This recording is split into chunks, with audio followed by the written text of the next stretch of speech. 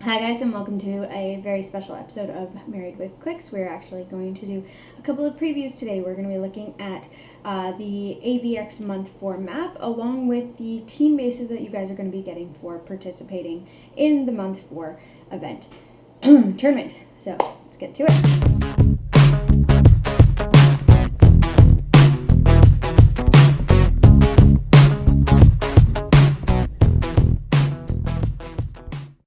Alright, so this is one side of the AvX map. This is the Kunlun Outdoor for the Month 4 map. So we've got one starting area here, and the other starting area is down there on that end. So as you can see, there's a lot of elevated all along the edges. Not a whole lot of hindering. We've only got the 4 squares, so you're not going to want to do a whole lot of big stealth-reliant figures in this game. Now, even though it's only mostly elevated, there are a lot of up and down spots all over the place. So if you don't have flyers or characters that don't ignore elevated, you don't have to worry too much about it, because there is an easy way to get up onto these buildings. We've got blocking in the corners here, but the blocking themselves aren't really in any position where they cause too much of a problem. We do have blocking here in front of the other starting area, which could be a good thing to hide behind, but with characters like the AvX X-Men Cyclops, he can see through and break that blocking without a problem. So we've got a little bit of blocking here as well to kind of make a choke point for this starting area, as well as a small little bit of water, which we haven't seen a whole lot of in the AvX tournaments, which is kind of funny considering that the AvX Namor actually has a special power dependent on being inside the water. So anybody running Namor will probably want this side of the map to sit him in block lines of fire while he regenerates later on in his dial. So that is the Kunlun side of the AvX Month 4 map. Alright, so this is the other side of the AvX Month 4 map. We're looking at the surface of the moon outdoor map. We've got one starting area here, a little bit of blocking in between with boulders, tiny little bits of hindering, a little bit more than the other side of the map, but still not enough to really want a big stealth-based team on this. Not the kind of team that you're going to see the Avengers breaking out Sharon Carter for. We've got the other starting area, the other side of the map, and one thing that you'll notice is that there are special rules for this map. Now, unlike other maps that have had special rules that have been specific to tournament only or not for tournament use, this one is just the rules for this map, and trust me, you're gonna want to use them. There's no reason not to use them. The special rules for this map are low gravity. All characters can use improved movement, ignore elevated. Why that's important is because what you'll notice is that there's all these big craters all along the map, with the main surface of the map being elevated 2. The inside of these craters are elevated 1. As you notice, there is no up and down on these craters. So the only way to actually make this map function is if you follow the rules of ignoring elevated. Otherwise, you're going to end up with characters getting knocked back into these craters or TK'd into these craters and unable to get back out, basically dropping them into a hole where you can just snipe them off. So when playing on this side of the map, if you guys end up on this side of the map for your Month 4 tournament, don't forget these rules, because otherwise you're going to end up stuck. So that is our little bit of map review for the AvX Month 4. On to team bases. Alright guys, so first we are going to look at the Avengers team base. This will be given out as a participation prize for any player that has been playing under the Avengers faction for this tournament. This team base is, just looking at what we can see right now, it can be anywhere from 200, 400, or 600 points. It is a flyer, it is indomitable, it's got 8 range with 3 targets. Now, the one thing you'll probably notice first off with these is that the slots for the figures to actually fit into actually have numbers engraved in. So we have number 1, 2, 3, 4, and 5. Because these team bases are actually going to be completely customizable, they set it up this way so that they didn't have to bother printing actual faces on the asset dial like we've seen with previous team bases. This way you can completely change who you want in which number, and you can also swap out whichever character you want. As you know, the starter sets that these figures came with 6 characters. There's only 5 slots on the base. So even from the very start, you know that there's going to be at least one figure that isn't going to be end up on the base. And then anyone that has been playing in the tournament for all 4 months also knows that the participation prizes are Switch Clix, and they fit on the base as well. So that gives you even more options. We've also seen previews for the upcoming Deadpool set, knowing that a few figures from there will also be fitting on these team bases. So it gives you a lot of options depending on what you want these asset dials to do. So first we'll look at what the team base itself is going to do for you. So this team base works like any other team bases. You can activate the working together power, which is a power action that gives you a free action for every 200 points. Now, unfortunately, when these were made, they were printed out under the old rules before the player's guide got changed. So the pieces of paper that you're actually going to get for these are misprinted. They do still say for every 100 points, but it is actually going to be every 200 points or fraction thereof. So your 200 point dial will get 1 action, 400 will get 2 actions, and your 600 top point dial is going to get 3 actions. Just like every other team base, they ignore elevated for movement as well as characters. You are allowed to place them on different elevations, unlike other colossal base like these cannot be placed, have to be all in clear terrain. This can be any bit of elevated that you want it to be. You can also still solo Avengers with these, which is giving the team base a power action to pop somebody else off the team base and add them to your team under the same rules as well, where you can't have more figures off of the base points wise as you do on the base itself. So if you're only paying for the 200 point team base, then you can only bring off 200 points worth of characters, also based on the dial color, where right now we're at the top of the dial, so it starts off at red. You'll notice if you click through the dials themselves, they actually have colors on their numbers have different colors depending on where you are on the dial. So the Avengers actually have the only special power that they have is a special white damage power, which is combined to might. The Avengers can use empower and enhancement. So that kind of actually encourages either the solo Avenger or a nice big build where you're going to have other characters on your team, not just the team base itself. And you'll notice on the card it says, it just lists that you have 5 different asset abilities, and that when this number shows up, you are going to use the asset ability of whichever character is in that slot.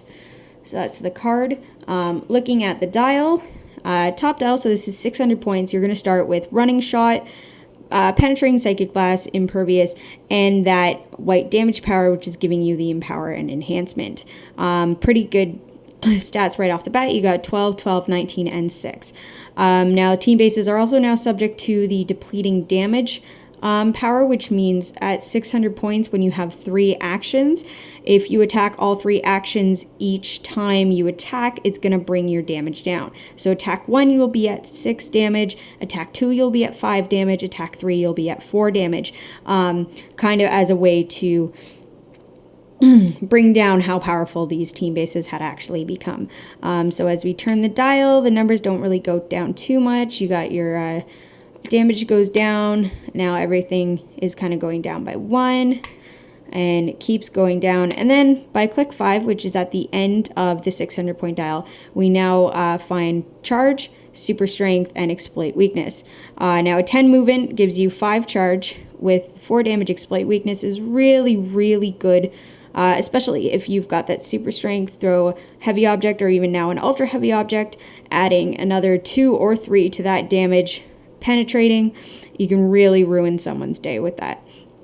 So now we're going to land on the 400 point top dial, which starts off with 10 movement charge, 10 attack, super strength, 18 with actually a white defense power, which I missed, which is the Avengers can use energy shield deflection and invulnerability. So that's gonna at range give you a 20 defense and then allow you to reduce damage by 2. Again, we've got the exploit weakness there for 4 damage, so once again charging for 5 with a heavy object, 4 damage, possibly up to 7 damage with an ultra heavy object straight through. I'm gonna ruin someone's day. So as that moves on, our numbers just are kind of steadily dropping with them. Powers are staying the same. By click 8, we've lost the super strength and the exploit weakness, but we still have the energy shield and invulnerable. By click 9, it actually changes the power set again.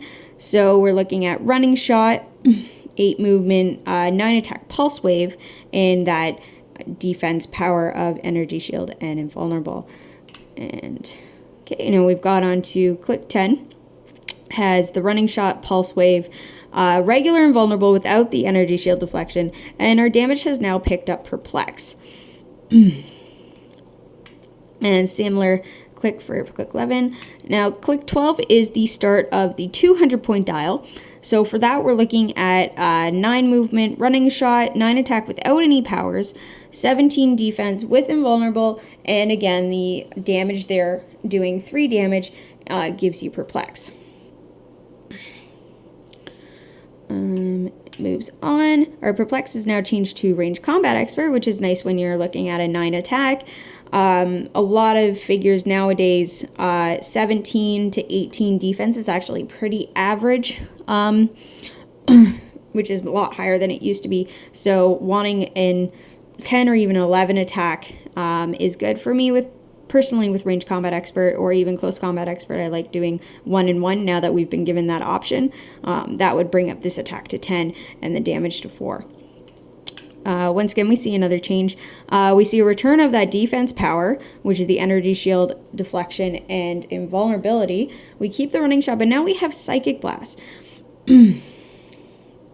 So this kind of gives you an option of what you want to do here. You can running shot psychic blast, or you can do a standing shot with the range combat expert. Unfortunately, all 3 of those powers are not able to be combined together. Excuse me. But it kind of gives you a choice of what you want to do there. So either a standing shot, a running shot, giving you that psychic blast. Also with your team base taking more than 1 action in a turn, you can do 1 action where you use the running shot and psychic blast, and then your second action can be using the range combat expert. So you actually have a lot of choices in a click like that. Now we've lost our running shot, we keep the psychic blast. Now that we've lost our running shot, it's just whether you want to do more damage or penetrating damage, because unfortunately psychic blast does not work with range combat expert. Range combat expert is a power action that allows you a range combat attack, where penetrating psychic blast needs to work off of a range combat action. That's where it comes into play, where it's really important to look at the pack, which is the powers and abilities card, and cross-reference your wording, because there's a lot of things there where it specifies whether it's an attack or an action. So now we're down to click 16. We still have that psychic blast as well as the energy shield deflection and invulnerable, but now we're given that empower and enhancement, which, like I said, is good if you've got characters that have come off for solo adventure, or if you're playing maybe, say, the 200 point dial and you've got extra figures on your field. Okay, by click 17, we see a change of powers again. We're going back to charge and super strength with 4 damage with that empower and enhancement, but we also picked up close combat reflexes, which will give you +2 on your defense versus close combat attacks. So, I mean, at range, you're looking a little weak with the 16 defense, but if anybody tries to come in close, that jumps up to an 18. And again, we have a very similar click where the only thing that's gone up is your actual attack on that.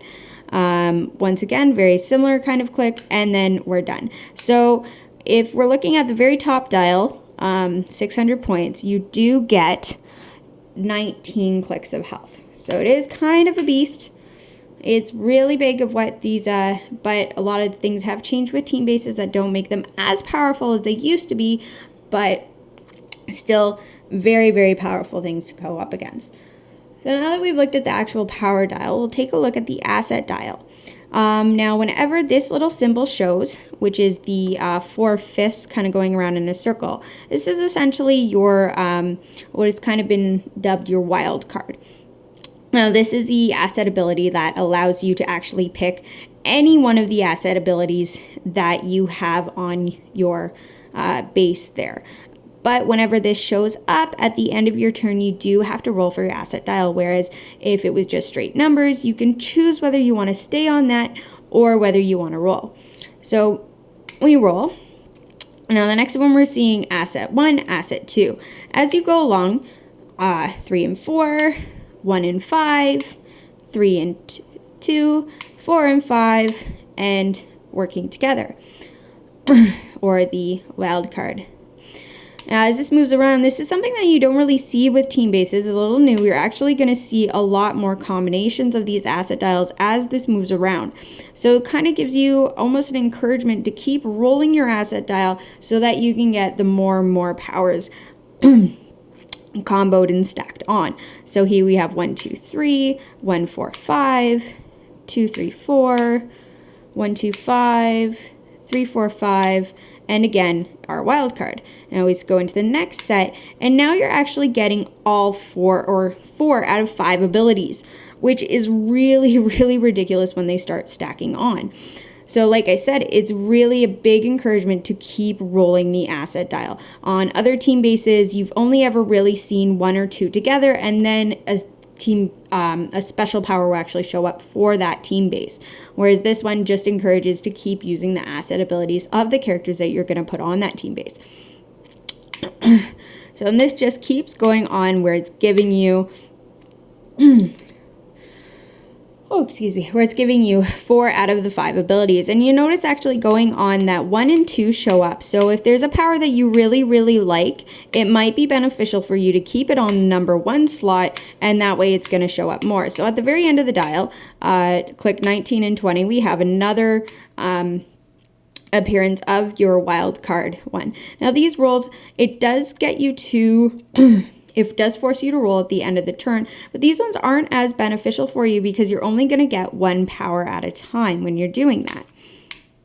So now that we've looked at how the asset dial works for these team bases, we're going to look at what the asset abilities are and how you can kind of do combinations on them.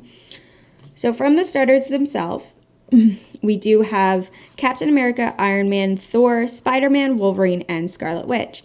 And you'll look at the end of their cards for their abilities. It'll have the little AvX symbol for team base number 1 and tell you what this does. So for Scarlet Witch, her asset ability is that this team character, meaning the team base, can use probability control.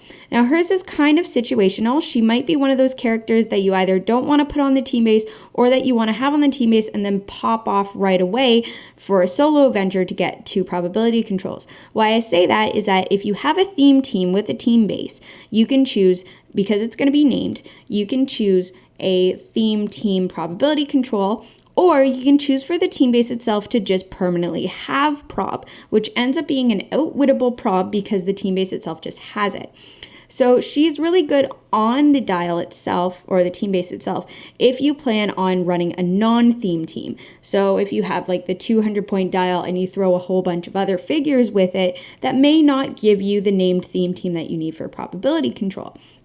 But if you're playing at 600 points, she may be a character you want to pass on, or she may be one you want to put on and pop off to give you that extra second prob. So now we're looking at Wolverine. And this team character, so the team base, can use Blades, Claws, Fangs, and Regeneration. Now these are still going to be used as power actions or with Blades as a close combat action, or whenever you make a combat attack. So those parts on the dial where we were seeing charge and exploit weakness might be a chance to throw the blades on there. That's up to you because you are doing a lot of damage at that point with the 4 damage exploit weakness, and you have a lot of chances of actually getting below your 4. So that's what Wolverine does for you. Spider-Man, we're looking at, this character can use super senses. This is actually one of those ones where you're probably going to want it on your team base a lot. This isn't a team base that has impervious very often. It doesn't get shape change. It doesn't have a whole lot of chances of just avoiding attack. So Spider-Man might actually be one of those ones you want to put in slot 1 that comes up on the dial very often, just to give you that roll off of a 1 in 3 of actually avoiding getting damaged. Thor is actually a fun one to put on there. He allows the team base to use energy explosion. And under the new rules for energy explosion, your splash damage with the team base having 3 targets, your splash damage is now going to do 3 damage. So that's actually a good one to think about keeping on there for doing extra damage, just kind of exploding around people. Now Iron Man is a little wordy. This team base or team character, so the team base, can use perplex. Now that's just always going to happen. Then there's also a clause onto it where it says when they do and Black Panther is also attached to the team base, you may modify an opposing character's combat vial by -2. So if you have Iron Man on there, you're getting your perplex. You can perplex anybody that you can see according to rules. So anybody within your 8 range, line of sight, you can perplex yourself, you can perplex down your enemy. But if he happens to be on your team base alongside Black Panther, then you're also getting that chance to not only minus one of your opponents by 1, but a -2, which can be a huge either offensive or defensive move. On the offensive, you can minus their defense by 2, which can change a lot of dice rolls when you're looking at a character that has 18 defense. Bringing it down to a 16 is really big. Or on the flip side, having your own defense at 18 and... on the other side, having your own defense at 18, you want to bring down their attack from like 11 or a 12 down to a 10 or a 9, just to decrease that chance of actually getting hit. And at the end of our starter, we have Captain America. And this one gives your team character combat reflexes and defend. So combat reflex is also good, especially it's on those Clix where you have energy shield deflection. That's why you're getting a +2 to your defense either at range and at close combat. And he also gives you defend, which is another one of those things where it kind of encourages you to do a solo adventure, have other figures off the team base out there doing damage, doing stuff, being next to the team base and giving them your defense, which can be good, especially at the beginning. I mean, you've got that 19 defense, and the defenses don't really go down until you're very, very late into the dial, and then it starts going down to 16. Now, as I mentioned before, the participation prizes from this tournament are also able to go onto the team base. So we're going to look at first Black Panther. He was the participation prize from month 2. And his ability reads, this team character, so your team base, can use Outwit. And so just a straight out 8 range line of sight Outwit. He also has a clause on his, much like Iron Man did, where when you do and Iron Man is also attached, you may counter a team ability as if it were a power. Now this is huge, especially if you're going to be putting in a team base, likely a high power, high competitive team where you're likely to go up against really strong characters. The big thing that is big on this, I mean, if you're going up against Batman families, outwitting the Batman team ability so that they no longer have stealth. I don't have a team list on me, but outwitting Power Cosmic, say, is huge things for you. Even something as small as outwitting an X-Men team ability so that they can't heal each other is going to be very big. So as you can see, this is really beneficial on this one to have Iron Man and Black Panther together. That way you're going to get the double perplex as well as the ability to outwit a team ability, which is something that hasn't been shown for an actual character to be able to do yet. We've been seeing that with resources, the Scarlet Witch allows you, but at the cost of pushing her. So this one gives you no real penalty other than making sure that you do have Iron Man on there. But with Iron Man's ability also working off Black Panther, there's no real reason not to put these two on until we get to see in further later sets how many more characters they're putting on here, and if something else shows up that's better than this combination. Now for month 3, the Avengers participation prize was Professor X. Now, his ability, what you'll also notice on his is that he can work for Team Base number 1 Avengers and for Team Base number 2 X-Men. So he can actually fit on either team base and give them that ability. So his ability is that when this team base uses solo venture to place Professor X on the map, he may immediately use mind control as a free action. Like I've been saying, that these team bases seem to be geared towards more of making sure that you're doing solo venture other than just smashing face with the team base itself. So normally when you pop a figure off, you have to then, do action, give them an action token. With this one, being able to use mind control as a free action is pretty huge, also considering that this Professor X has an 8 range with triple target. So he can kind of wreck house with that mind control being a free action. He's one of those figures that obviously is designed, and one that you wouldn't mind actually coming off the base and using for a solo adventure. Now, along with Professor X on month 3, we also saw Hope Summers. Now, she was given out to the X-Men side for participation, but much like X-Men or Professor X on this, you'll see that she can be used for Team Base number 1 Avengers and Team Base number 2 X-Men. So she's another one of those figures that can work on either. So for hers, this is give the team base a free action and choose the asset ability of any character that could be attached to the team base but isn't. This team character can use that asset ability until your next turn.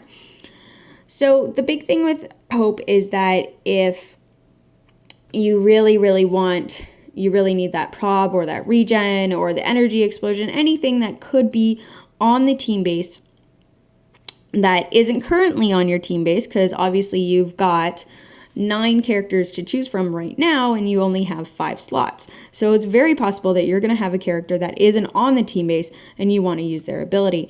Now that being said, characters like Black Panther and Iron Man are specific to whether they are attached to the team base. So you wouldn't be able to use the secondary part of their clause, but if they're not attached, you can use just the base outwit or perplex that those characters give you. So she is kind of a wild card in of herself. You get the wild card from the asset ability itself, which lets you choose anyone that is attached. And then she's a wild card that lets you use any ability that isn't attached. So right now there doesn't seem to be any kind of clarification or ruling on that of whether you actually have to own the figure and whether that figure needs to be on your sidebar for her to be able to copy that ability.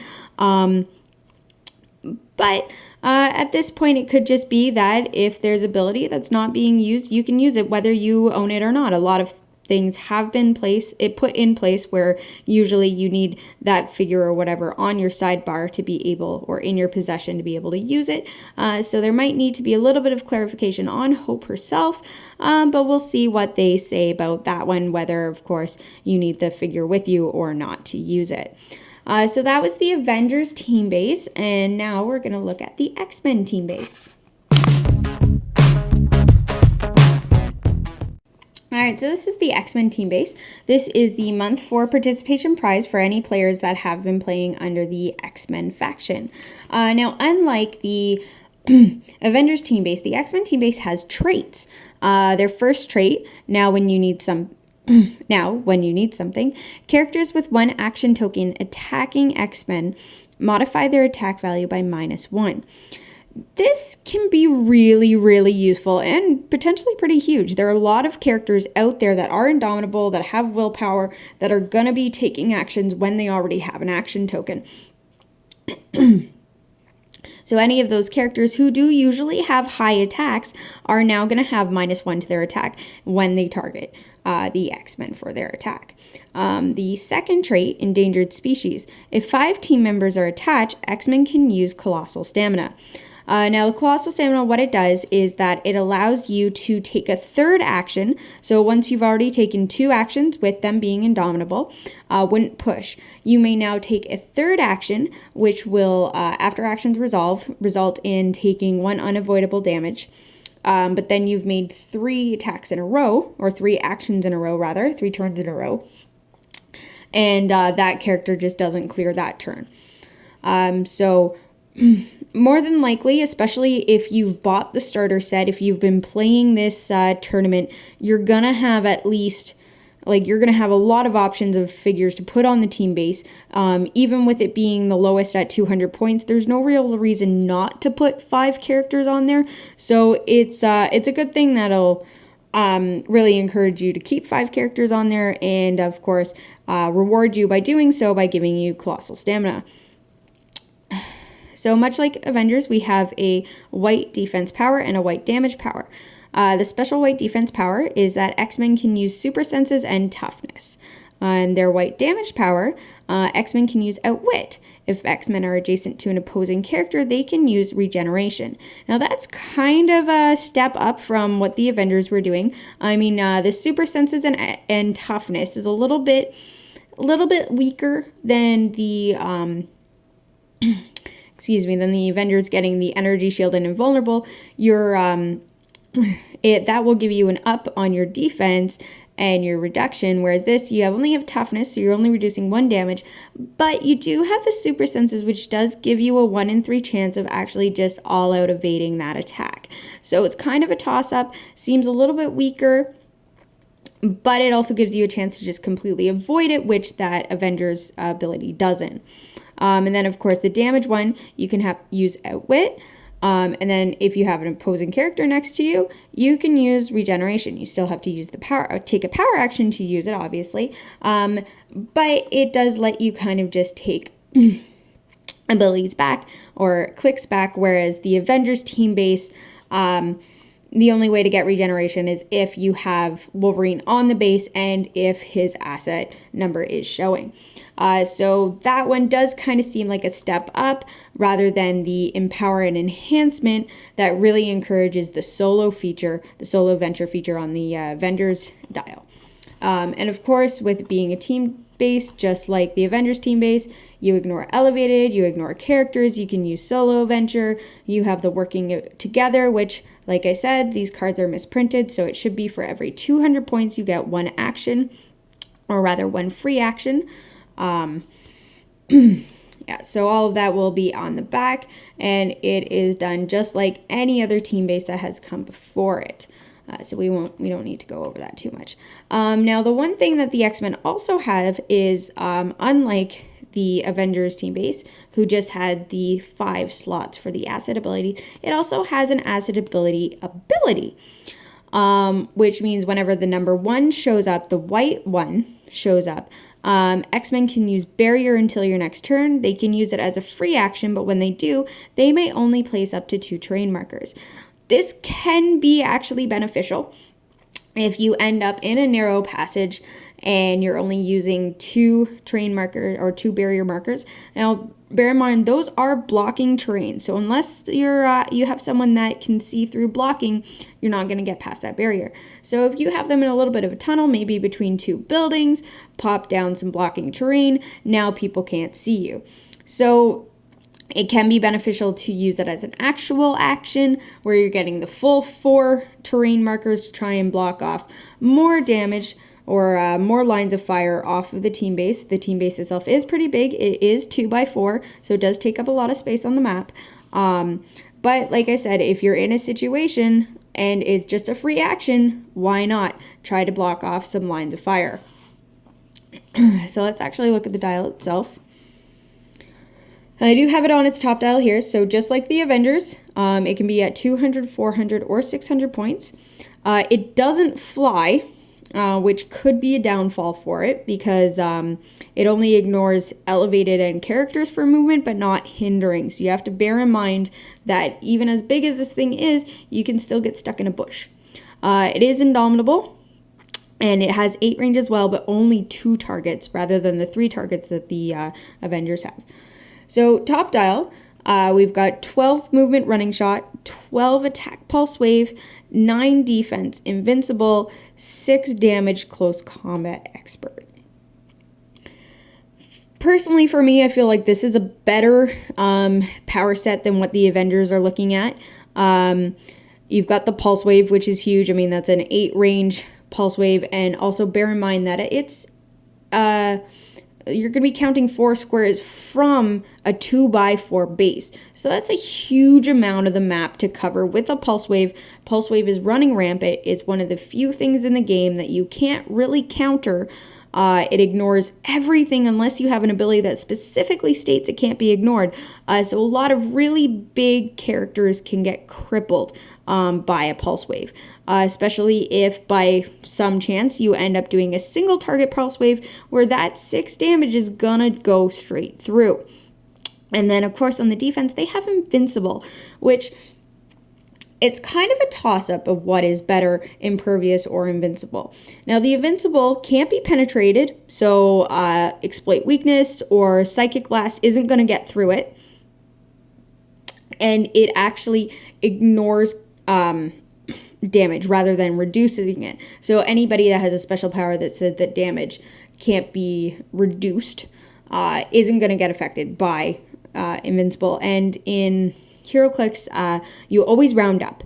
So if someone is doing 5 damage to you, ignore half, which is 2.5 rounded up to 3, so you're ignoring half of that. So invincible is really good when you go up against heavy hitters where they're trying to get a lot of damage through, whereas when you have impervious or invulnerable, you're always going to block that 2, but then anything beyond that 2 is going to go away, where invincible gets better the more damage it's actually dealt. Whereas someone with invulnerable who gets hit for 7 is going to reduce 2 and take 5, whereas someone with invincible getting hit with 7, they're going to reduce half, ignore half, which is 4, and they're only taking 3. So that's kind of a leg up.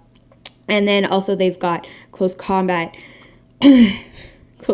expert, which is kind of just overkill on a click like this, where you can either add 2 to the damage to do 8 damage, or 2 to the attack to do 14 attack, or 1 to each to do 12, have a 13 attack and 7 damage. Like, that is ridiculous to have on an open click like this. Now, much like I was talking about the ranged combat expert and psychic blast working together, obviously you can't running shot in close combat expert. You can running shot in pulse wave, and then if you're adjacent to something, your next turn or your next action as a team base, you can then, of course, use your close combat expert. So we're going to start turning the dial. So kind of the same thing. The only thing that goes down is your damage. Again, just we've got the numbers going down, still really solid, still same power set. By click 5 is when this starts changing. So we have the running shot is now changed, or has now moved on to sidestep, which is a very interesting power to have for a character like, or for team base. Now the sidestep is still just locked as 2. A 2 movement, but when you ignore elevated and you ignore characters, it's also a really good way to just get out of a certain situation. Now it is as a free action, so it's not going to take up any of the actions that you get from working together. So at the beginning of your turn, you can sidestep away 1, 2, or even get closer to someone, sidestep, and then take the 1, 2, or 3 actions that you're going to get depending on which point dial you're at. And then for attack power, we've got super strength, which is great. Also with that sidestep, if you have a object that just happens to be just a little bit out of reach, you can move and grab it. And then we're still with the invincible, and the white damage power is that outwit and regen. At this point, it might be fun to regen and just bring you right back up to the top. That could be really annoying for your opponent. But what's really important on this is actually the outwit, especially because you can count line of fire from any one of the 8 squares that this character takes up.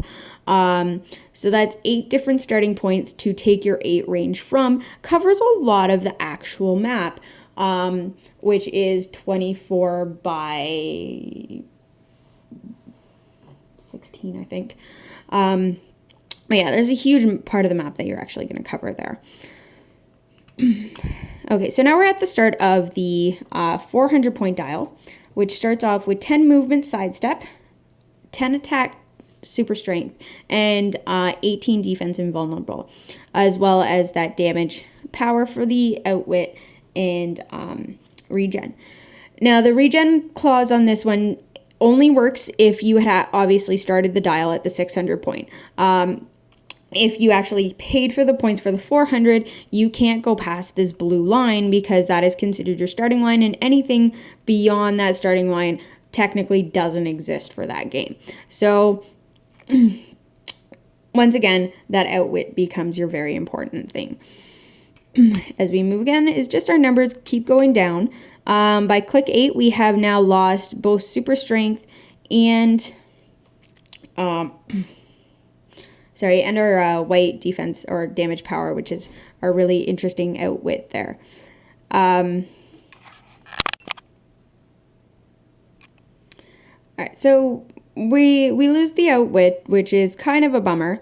And our real only mobility is that sidestep. So it's a little bit under what the Avengers get, where they swap between running shot and charge. They always seem to have a move and attack. So this one is a little more strategic based, where the sidestep does come in handy, but you may be using one of your working together actions to actually move the team base just to get into a position that you need to be into. So by click 9, we actually see a change on that, which I was just talking about, the mobility of this figure. And we return to our running shot with the Psychic Blast, and we keep the invulnerable. So with this one, you're going to want to do, or you might want to do running shot. Depending on where the figure is, you can choose to use your Psychic Blast with the running shot or not use it.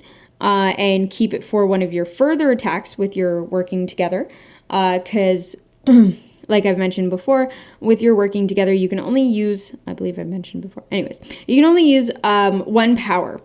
So even though you get at 600 points 3 actions, you can do a move action, a power action, a range combat action, a close combat action, and then any number of attacks that you want. So you can sit there and do 3 range combat attacks, which one of them would use the Psychic Blast, but you can't do 3 running shots in a row.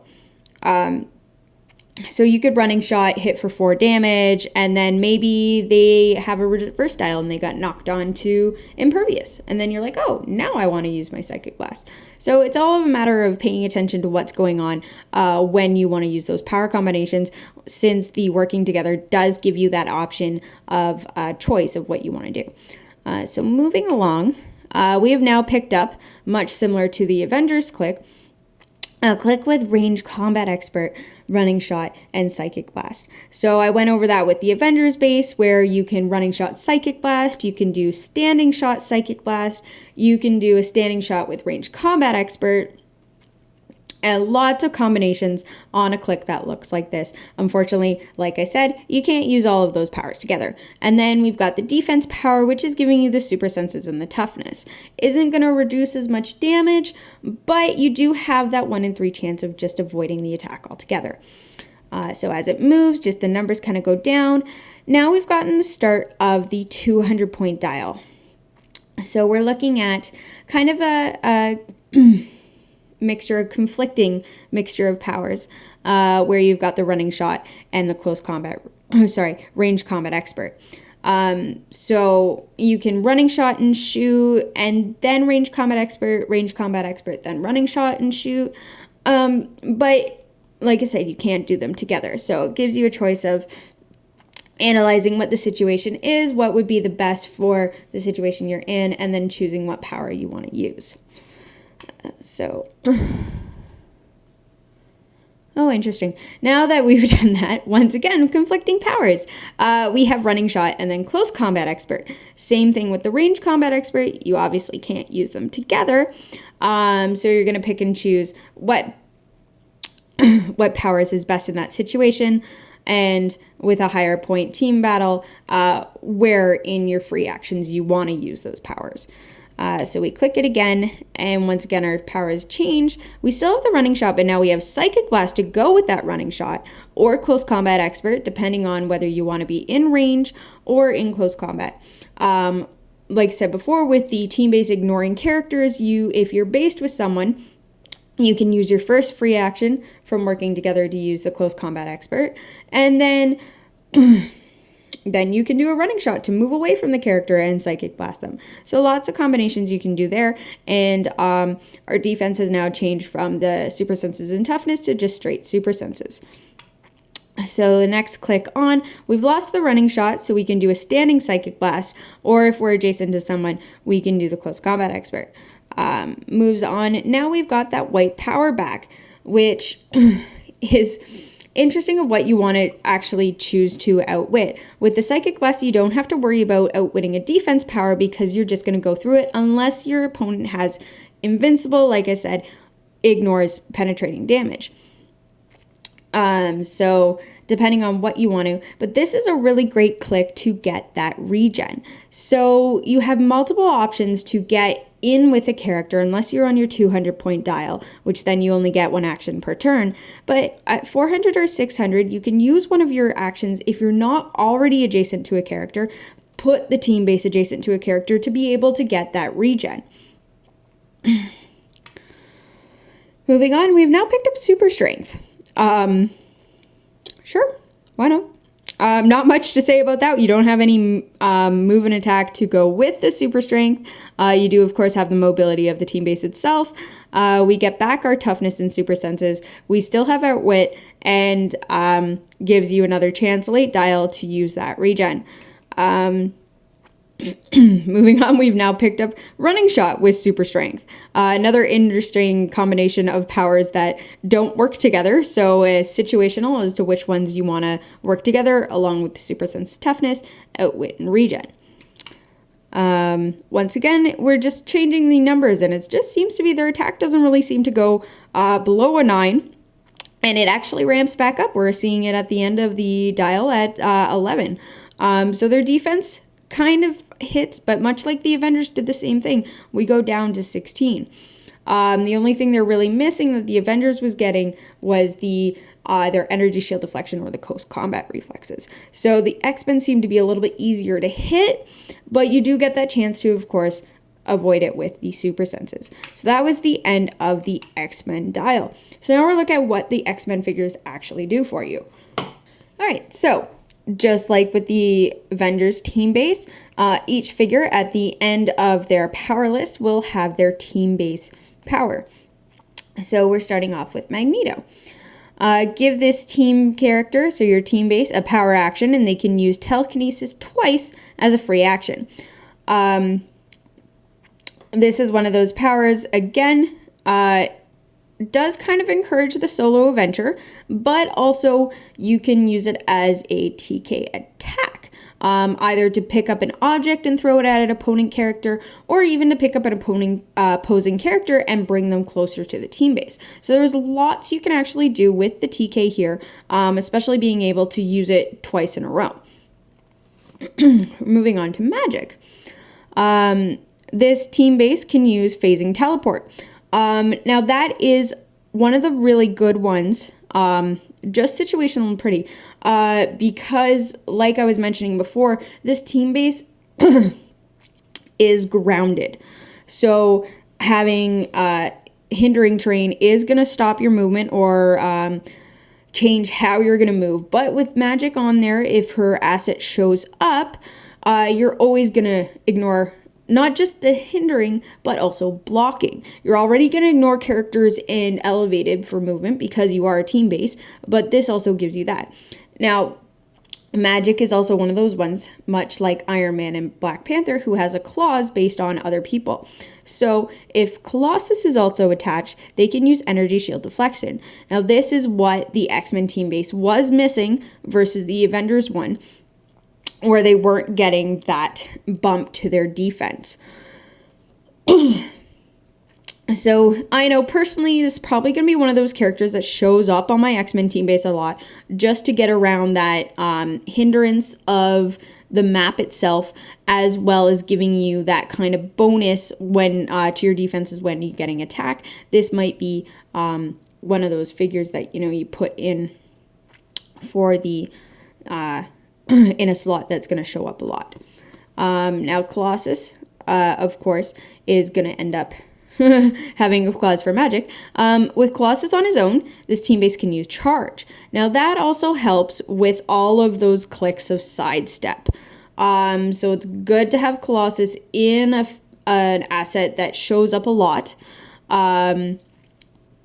where you can use, because the X-Men team base was really lacking the move and attack. They did have a lot of running shot clicks, but when they didn't have running shot, they had sidestep, which, like I said, still great for mobility with a character that size, but it's not really going to help you with the moving attacking, which Colossus will.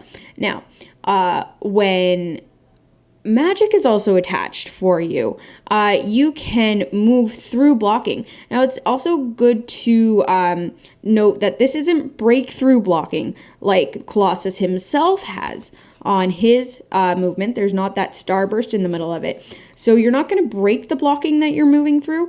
You're obviously using Magic's teleportation or whatever you want to flavor it up to move through that blocking with your charge, which actually can be very beneficial for you if you have other figures on your board, say, and you're not turning that blocking into hindering. You're keeping that blocking as blocking, and then just being able to move through it. So they could be one of those, they're obviously kind of the X-Men power couple, may not be as useful as the Iron Man Black Panther combo, but they do definitely have their uses, and they do definitely give you powers that the team base itself seem to be lacking.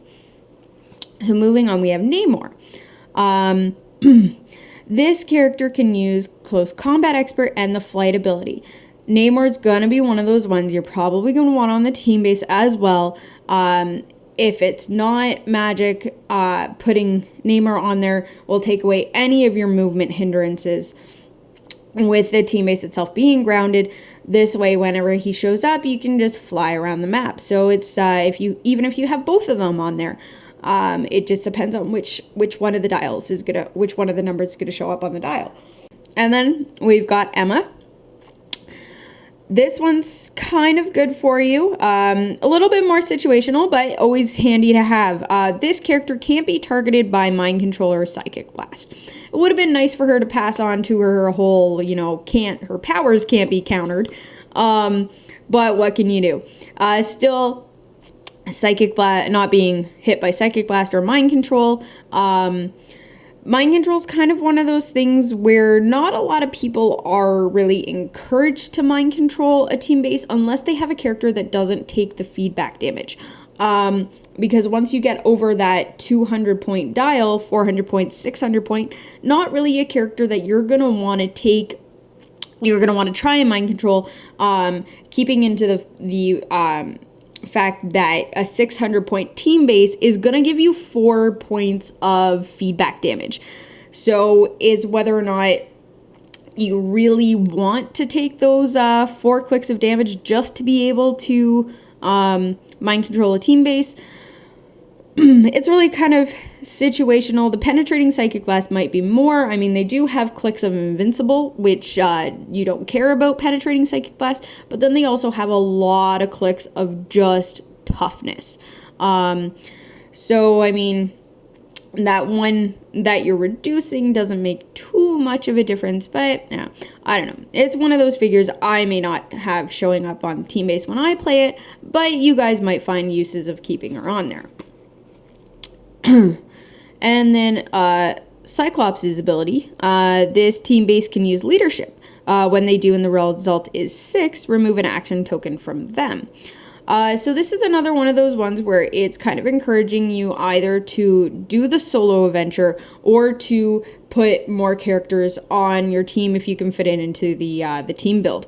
And then also, of course, if you roll a 6, you can take an action token off of them as well, which is good for a character that, you know, can take, that has colossal stamina. I mean, you're not going to have 3 tokens on it, but if you were hoping to act 3 turns in a row, if you get this leadership to take a token off, you don't have to activate your colossal stamina. You can just go back to using just your straight Indomitable. So we'll look at the participation prizes for this. For month 2, the X-Men side of participation prizes got Danger, which is the robot physical body of the Danger Room. Had 1 point taken over the X-Mansion. So for Danger, the combat values of this team character can't be decreased by opposing characters. This is actually really good. This keeps you, especially if you're going up against an Avengers team base, who is probably more than likely gonna have that Iron Man on there that's taken you down by 2 points. This now stops you from being able to be perplexed down, or any ability that could replicate what Perplex does of decreasing your combat values. So this is really good. It's going to keep you from getting perplexed, whether or not you want to have it to take up one of your team slots. It's up there. She might not be one of those characters that you solo adventure, but she might be better on the base just to make sure that all of your numbers are going to show up. And then obviously with our Avengers review, we went over both Professor X and Hope Summers and what they do, and they're going to do that for the X-Men team base as well. So let's actually, because I forgot to do it, look at how the asset dial actually lines up. So unlike Avengers, you don't start with the wild card. You're going to start with number 1. So it usually seems to be the prevalent number that does show up on these dials. So that might be a figure, either if you want to put, say, Magneto on there for the TK, or Colossus on there for the charge, or even Namor or Magic on there to increase your movement around the board. So as that moves, we've got 1, 3, 2, 4, 1, 5, 2, and the special power 1, which if we go back, that was the power that was giving you barrier. And then you get the wild card, which when you land on it forces you to roll it at the end of that turn, but also allows you to choose the asset of anybody that's on the base. So we got 1 and special power 1. And then we move on to, we've got 3 at a time, 1, 3, 5, 2, 4, 5, 3, 4, 5, 1, 2, 3, 1, 2, 4, 3, wild card, and the number 1 ability. So obviously you're already seeing that there's a difference between the X-Men asset dial and the Avengers asset dial. Is very straightforward, just numbers, numbers, numbers, wild card, numbers, numbers, numbers, wild card. Whereas this, you're adding in that special ability as well, and we've got a wild card just thrown in the middle. So you've got whoever's going to be in slot 3, whatever ability that you want, and then that barrier special ability. And now we've moved on to 4 out of the 5 abilities at a time. And this one even has 3 abilities and the wild card. So we're definitely seeing a difference between this dial and the Avengers dial. 3 abilities and the white power for your barrier. Okay, 2 abilities, a wild card, and your white power barrier. Definitely a lot of difference between. So this is going to be one, like I said, just with the Avengers one, this is going to be a dial you're going to want to keep on the go. Unless you get to the point where you're getting 3 or 4 abilities at once, and like this is 1, 2, 3, 4. So I mean, if you don't think that you need ability number 5, that might be a click that you want to keep onto, because unlike other things like resources or whatever that cause you to constantly roll at the end of your turn, with your asset dial, you don't have to roll. If you find a mix of powers that you like, you can stay on that click. As long as it doesn't have that working together 4 fists in a circle, you do not have to roll. So this might be, if you land on this click, this might be a click that you want to stay on. Or even this one, it's 2, 3, 4, 5. Everything but number 1. So it does give you a lot of options of whether or not you want to keep turning this dial or not. So that concludes our team-based reviews. Alright guys, well thanks for tuning in to our special AvX Month 4 review, where we got a chance to look at the map, we got a chance to look at both team-based dials that are going to be given out as participation prizes. And of course, this month 4 is the big end. This is the end of the tournament, and everybody is going to be fighting it out for a chance to get the Dark Phoenix Cyclops. So stay tuned. We're going to have another review coming up soon where we actually get to check this bad boy out, as well as we'll take a deeper look delving into the Phoenix Force resource dial now that it is going to be complete by the end of month 4. So everything that you guys saw today, the team bases, the map, our resource dial, has been provided to us by our venue, our sponsor, great guys over at Comic Warehouse in Brampton, where we get to play regularly. So if you guys are in the area, we definitely encourage for you guys to check them out. We'll have a link to their website as well. Thanks for watching.